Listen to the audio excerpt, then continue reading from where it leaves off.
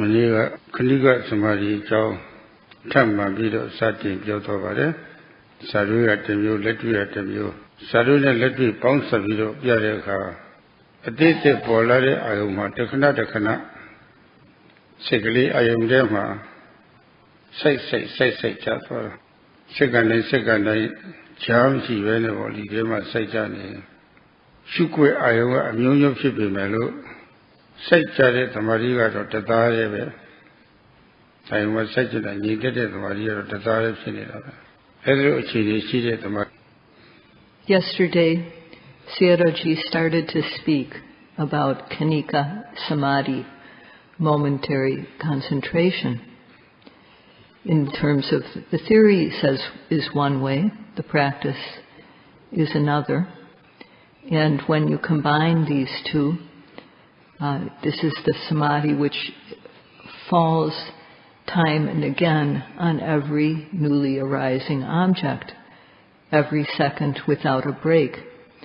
The mind falls collectedly, and although the objects being observed vary, the samadhi is just the same.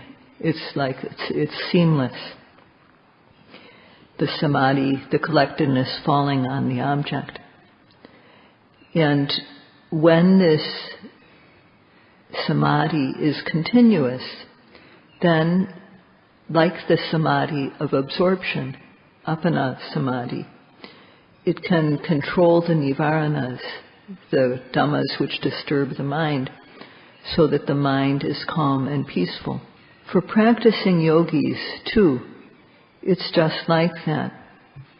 And so when samadhi develops, when there is this continuous samadhi, then one comes to know stage by stage, starting with nama and rupa, one's knowledge starts to arise. The mind falling collectedly on the object is the nearest cause for knowledge to arise. This is called Panditarama. Panditarama is a compound word, and both parts of it mean the same thing. Pada means cause, Tana means basis. So, because two words which mean the same thing are combined to make one word, then it means that this cause is the most fundamental cause for knowledge to arise. This samadhi is the most fundamental cause for knowledge to arise. And that means there are other causes which bring knowledge to arise. So the nearest cause is this kanika samadhi, momentary concentration of the mind falling collectedly on the arising object. And if one wants to know how things happen, then all one has to do is develop this kanika samadhi. It said, samahito yatha bhutang pajanati. That means that when the mind is collected on the object and calm, and only when, then one will come to see, that is, one will come to know without thinking about it, without reflecting, but know directly. Yatha bhutang, one will know is things as they are, what is as it is. One will know nama and rupa as they are, as they occur as cause and effect, and also the various aspects or akara that they have. So one will come to know what is as it really is. So one cannot really know about how mind and matter are related as cause and effect just through thinking about it and analyzing. This is not true knowledge. Westerners, because of the way we're trained, tend to think that knowledge comes from reflection and from thinking. And these people who are attached to analysis as a way of knowing, these people are late to develop the practice. And what it's like is two travelers who are both taking the same journey. And they start out at the same time. But one person knows a lot of people who live along the road, and that person stops in at his friend's house and chats and has something to eat and takes a rest. And then he eventually gets on his way. The person who doesn't know anybody along the journey, he doesn't have any place to stop. So he gets to the destination quickly. So for the most part, the Western yogis are like the traveler who has a lot of friends, stopping and eating and resting and talking. The yogis who have no friends, they have nowhere to stop, and therefore they get to their destination quickly. So one should follow the instructions as the Buddha gave them. And those who follow precisely, it doesn't take them long at all to see special things in the practice. In 1 week, such yogis see special things. In 2 weeks, they see special things. In 3 weeks, that is enough time for the Dhamma to become complete. In 1 month, it goes without saying, that is enough time to develop the practice. And in 2 months, the practice can be developed even more thoroughly. So if in 1 month or so there hasn't been any special knowledge arise, then it means that the yogi is like the traveler who is stopping in to talk with the friends along the journey. So in this meditation practice, there's no place for thinking or reflecting, just to do what is instructed, to observe the arising object with aim and effort.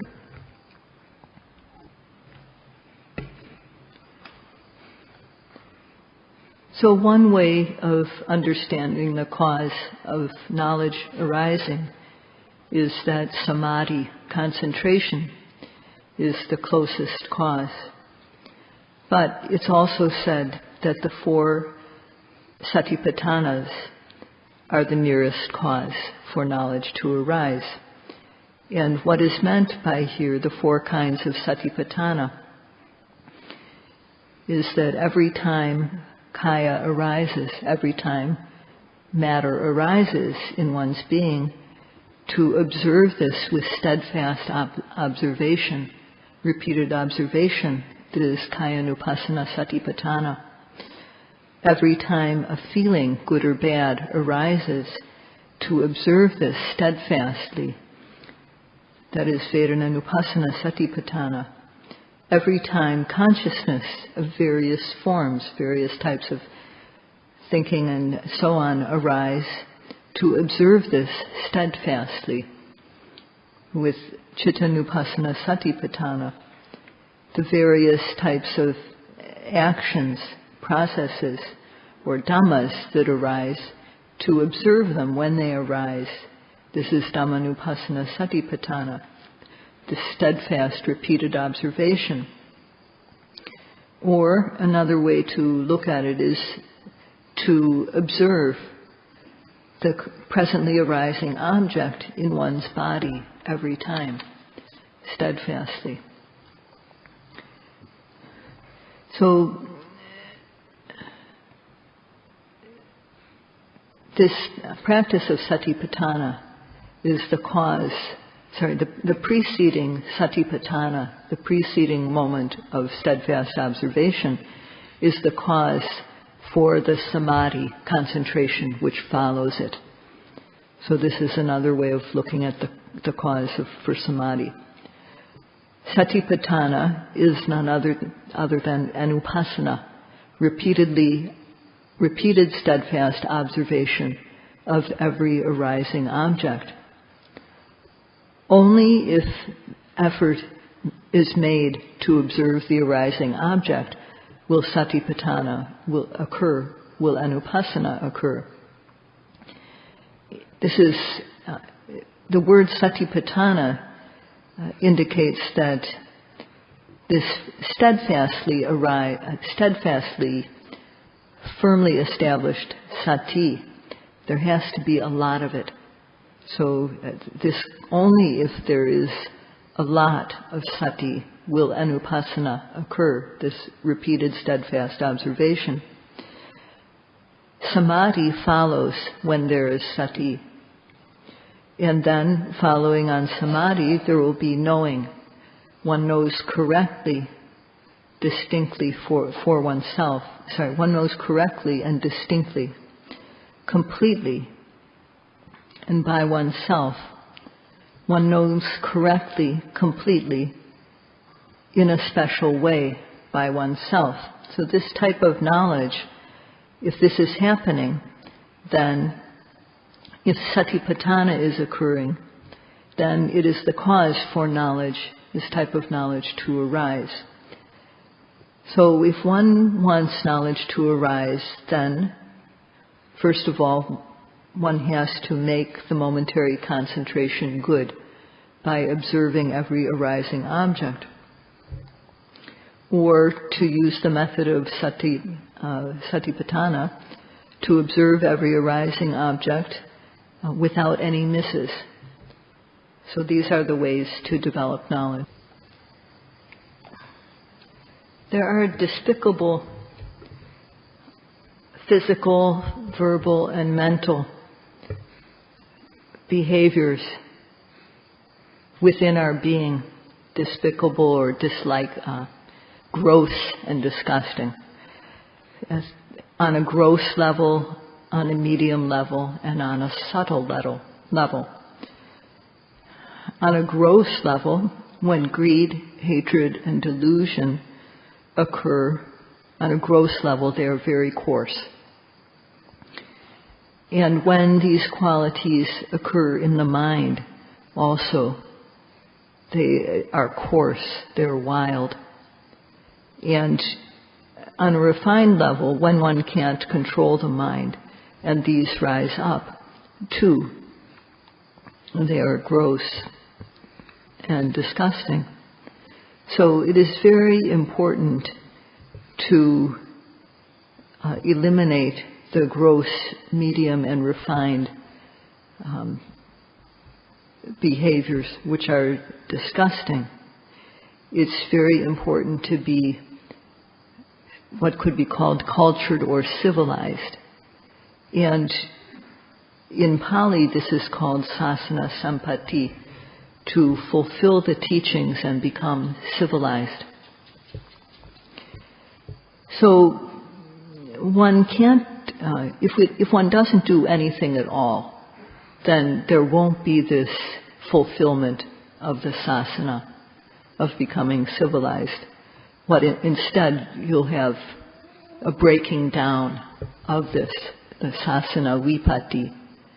Instead of development, there will be dissolution.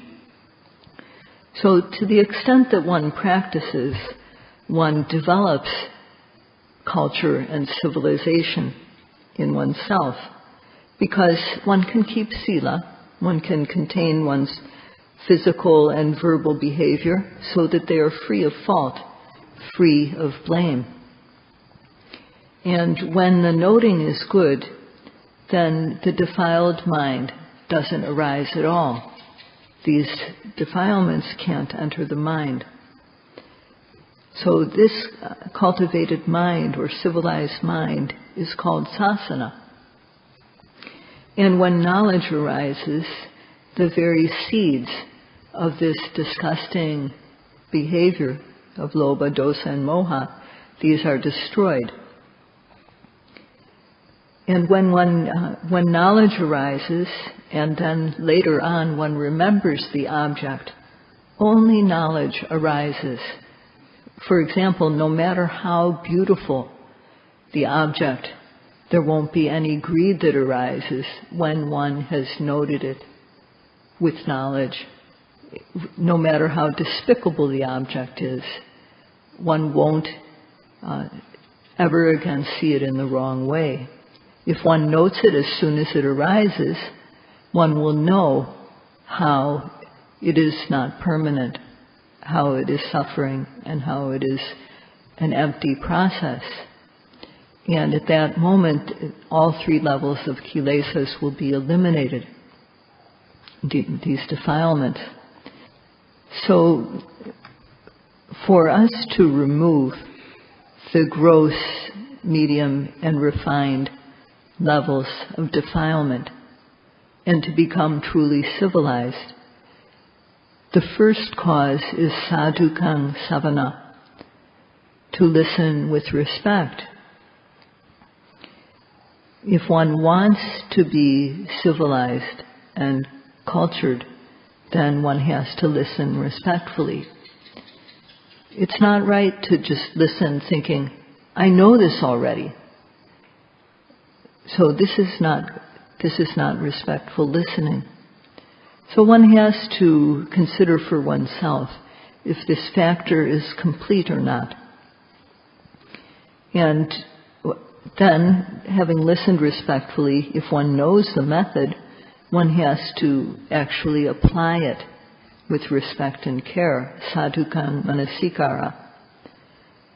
So one has to always try to observe the arising object so that the mind meets it exactly, so that the mind has the object in focus. If these first two factors, 1 and 2, sadhukang savana, respectful listening, and sadhukang manasikara, respectful application of the practice, if these two are not there, then nothing will happen as far as developing the civilization within oneself. Nothing will happen.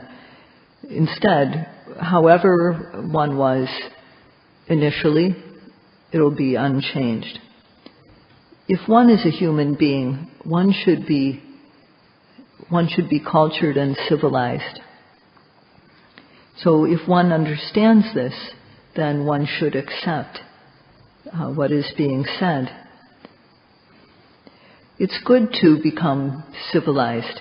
To become civilized with the practice means that one learns how to control oneself, to refrain from doing wrong so that one also isn't harmed and one's environment is not harmed at all. When we do this, we make our own individual world peaceful, and we make the world around us peaceful also. For some yogis, it's been more than a month, and they should think about this. They should, this practice is for becoming civilized, for becoming a true human being with a humane mentality and with special human knowledge. And so one has to think, this is a practice which is worth doing. And this means that all one's waking hours, one needs to try to observe the arising object so that the mind, with aim and effort, so that the mind is in focus and can see. So one should ask oneself, have you listened respectfully to the instructions? Are you applying them so that the mind can meet applying the instructions so that one observes the object with full effort and the mind meets the object and has it in focus? So you yourself know best your own situation. And if you examine yourself according to what is just being said, and you find that there's something missing, then fill it up. That's all. So it's like when a person is sick, there's a way they get prescribed medicine, and it may be prescribed that you should take the medicine, for example, 3 times a day for 10 days or something like that. So you take the medicine. And if one doesn't take the medicine according to the way it's instructed to take, then the medicine won't have benefit. And when people take medicine but don't follow the instructions for using the medicine isn't beneficial and the disease doesn't get cured. So people think they need another type of medicine and they try another. And again, another. And in Pali, one with the disease is called rogi. So someone can become an incurable rogi if they don't take the medicine as prescribed for their disease. And that means, although they take medicine, because they don't take it properly, there's no cure for the disease. And for yogis, it's like this as it is with sick people. If the yogis don't apply the instructions, then they can be incurable as a yogi. So think about it as far as you are concerned. Think about your condition and consider whether you are chronic or not. And if you are chronic, then take the medicine as instructed, and there is still time to cure yourself. Yogis who really work respectfully and meticulously, they're working to eliminate the lobha, dosa, and moha that have been present, following them throughout lifetimes. When there's a cause, then greed arises, lobha arises. When there's a cause for it to happen, then there's anger or dosa. And every time lobha or dosa occurs, there will always be moha, delusion. These defilements first flow in a gentle stream, and then they flow with force. And then transgressions occur. This Dhamma is for cutting them off. So, an analogy is that when one has a wound or a cut, because it's open, then bacteria can come in. So you have to protect it first so that bacteria won't enter. And if there have been any bacteria that have gotten in, then one has to eliminate them.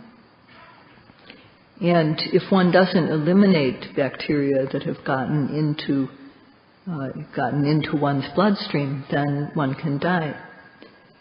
And it's similar like this with practice.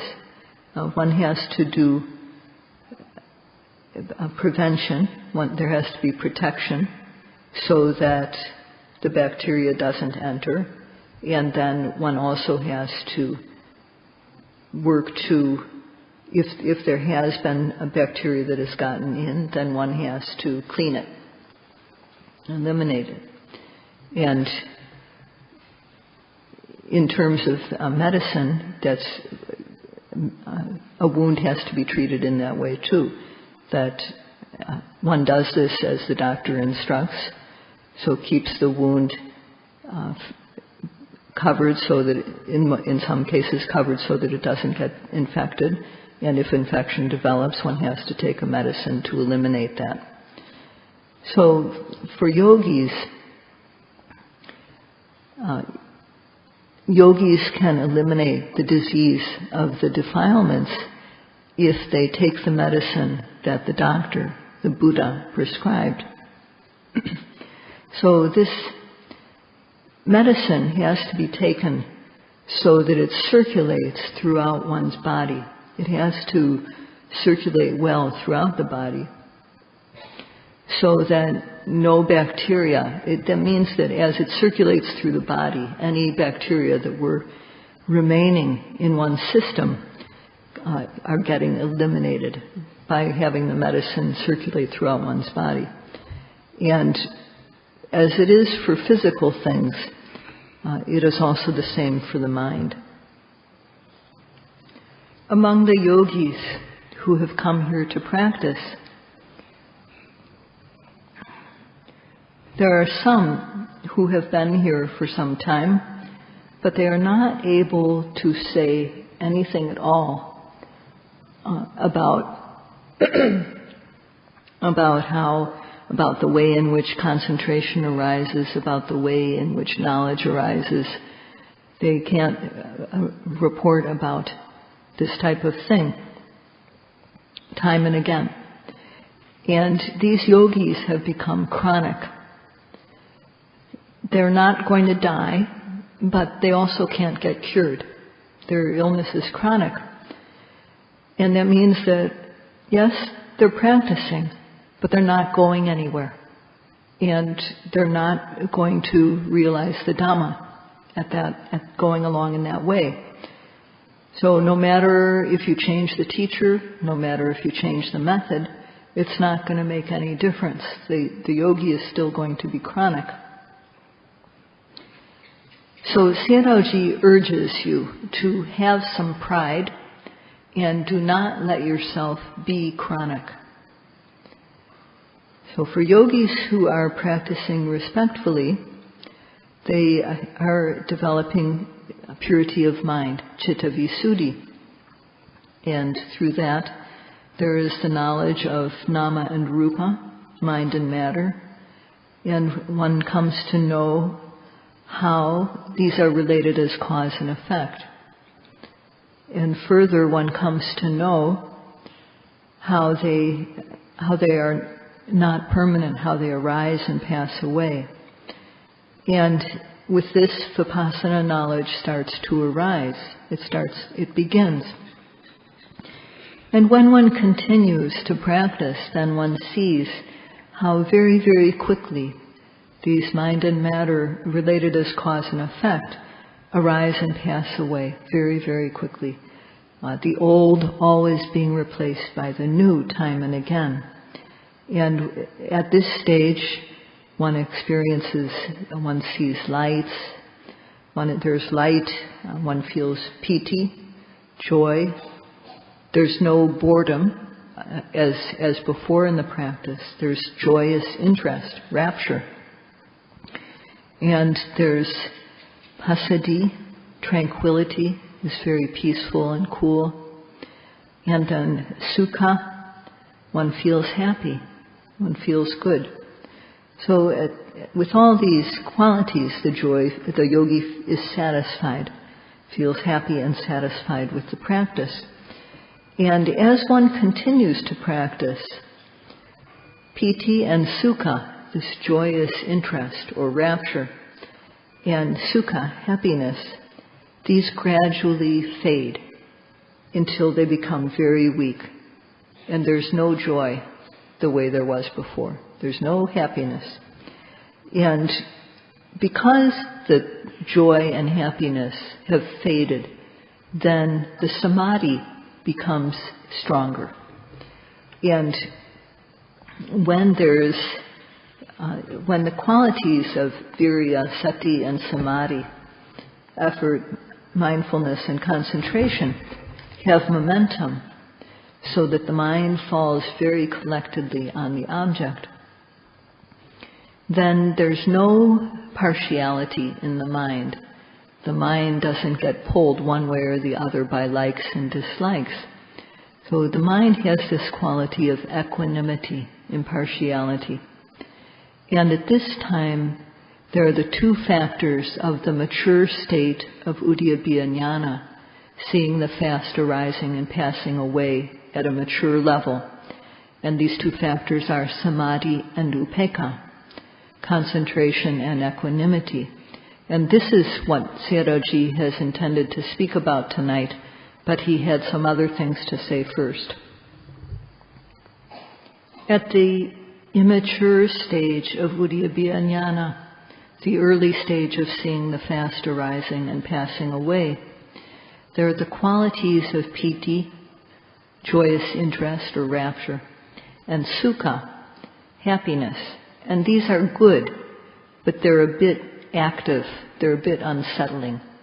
And when these two factors drop out, piti and sukha, when they are no longer present, the peacefulness is much better. It's more stable. So at the mature stage of Uddiyabhya Jnana, seeing the fast arising and passing away of phenomena, without the joy and without the happiness, there's the quality of upekkha, which is also called tatra mijatata. And that means, tatra means whatever object arises. And mijata means, mijatata means the state of being impartial. So this quality of upekkha, it doesn't latch on to things that that the mind likes. It doesn't follow the likes, which is called upagamana. And it doesn't push away the things that it doesn't like.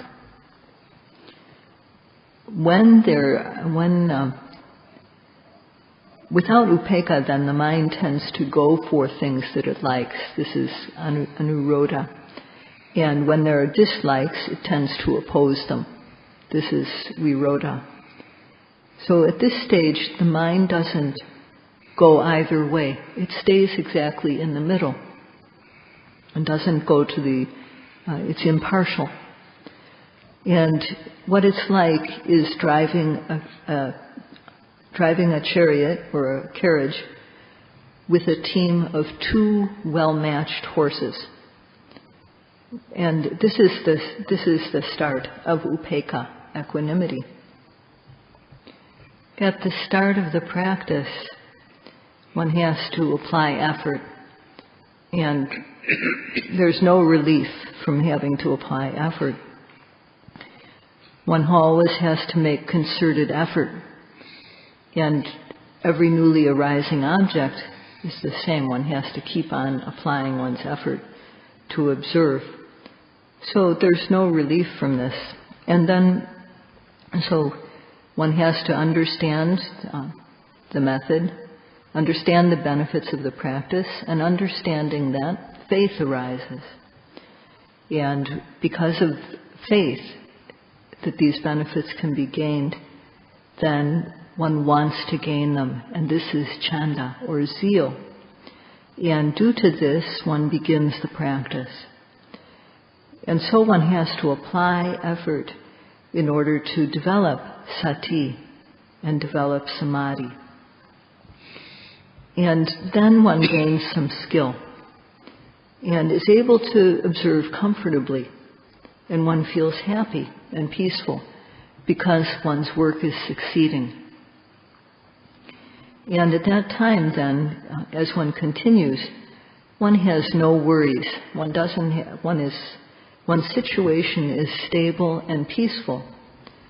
So one has developed skill, and because that skill has momentum, one doesn't need to apply any special effort. One is able to work without this concerted effort, and the situation is stable. So the Dhamma practice is like this. At the start, one has to try. One has to really try, because otherwise it won't be easy to gain any type of results. But if one tries, and then one comes to this situation where the 5 factors of one who can gain the special Dhamma in this very life, these factors become fulfilled. And the first of these is faith. At this time, one knows this is the right way. This path is the right way. So one has faith in the path and the results because one has put it into practice and one has seen the benefits that come. So because of this, having applied the practice and seeing the results that come, one has trust in the Buddha who revealed this method, who taught it. So this is the beginning of becoming to see the Buddha. Because one sees the Dhamma, one sees the Buddha. So, although it is said that Myanmar, this country, is the one in the world which is in which the teaching of Theravada Buddhism is very prominent, far more than in other countries. But people take it very lightly here. And parents teach their children, Buddham Saranam Gacchami, Dhammam Saranam Gacchami, Sangham Saranam Gacchami. They teach their children to recite this, but they have no idea what Buddha means or Dhamma. They think Sangha are just men who walk around in robes. And so they have a very... they have faith, but they don't have any type of informed faith. It's called Muda Pasana. It's belief that is blind faith, or belief without knowledge.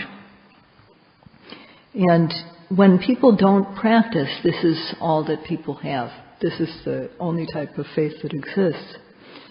But when one does the practice and comes to see the nature of the Dhamma, especially when one sees the fleeting arising and passing away of phenomena, how things arise and then pass away very quickly, the old always being replaced by the new time and again, then one knows the power of the Dhamma. And what occurs then is faith with knowledge, informed faith. And as one's knowledge progresses, then one's faith also multiplies. It becomes stronger and stronger. And when one finally, when one sees Nibbana, then this faith, this informed faith, becomes firm, unshakable. So in this way, going from uninformed faith to a faith that is informed with knowledge as one develops knowledge, to finally fully developing the teachings of the Buddha within oneself. This is what is done in the practice, and this is what Sayadaw would like to continue speaking about tomorrow. That's all for today.